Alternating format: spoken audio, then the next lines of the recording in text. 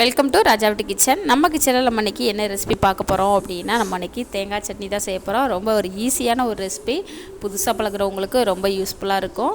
வாங்க எப்படி செய்யலான்னு பார்க்கலாம். வாங்க வீடியோக்குள்ளே போகலாம்.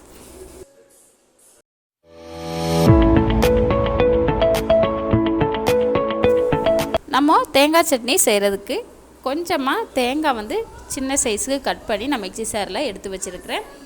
ஒரு பல் பூண்டு நான் பெரிய சைஸில் எடுத்து வச்சுருக்கிறேன். சின்ன சைஸாக இருந்தால் நீங்கள் 2 எண்ணெய் எடுத்துக்கோங்க. 2 எண்ணெய் மிளகாய் எடுத்துக்கலாம்.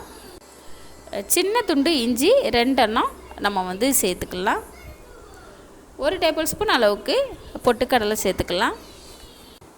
அடுத்ததாக கொஞ்சமாக கருவேப்பிலை சேர்த்துக்கலாம். நம்ம தேங்காய் சட்னிக்கு தேவையான பொருள் அவ்வளோதாங்க. நம்ம தேவையான அளவு உப்பு சேர்த்துக்கலாம். உப்பு சேர்த்துட்டு நம்ம தண்ணி விட்டு நல்லா நைஸாக அரைச்சி எடுத்துகிட்டு வந்துடலாம்.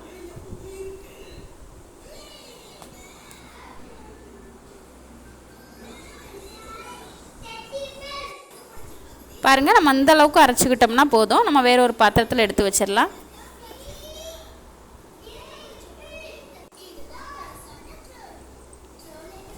நம்ம வேறு ஒரு பாத்திரத்துக்கு மாற்றிட்டோம். மிக்ஸி ஜாரில் கொஞ்சமாக தண்ணி விட்டு நான் ஒன்றா சேர்த்து நல்லா கலந்துருக்கேன். உங்களுக்கு எந்த அளவுக்கு திக்காக வேணுங்கிறத பொறுத்து மிக்ஸி ஜாரில் கொஞ்சமாக தண்ணி விட்டு நீங்கள் ஒன்றா சேர்த்துக்கோங்க. அடுத்ததாக நம்ம சட்னிக்கு நம்ம தாளிப்பு ரெடி பண்ணிடலாம்.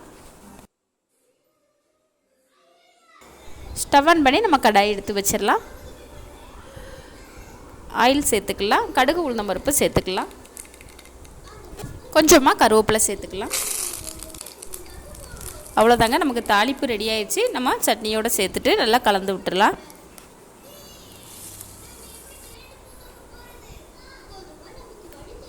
அவ்வளோதாங்க, சூப்பரான டேஸ்டியான நமக்கு தேங்காய் சட்னி சூப்பராக ரெடி ஆயிடுச்சு. ரொம்ப ஈஸியான ஒரு ரெசிபி.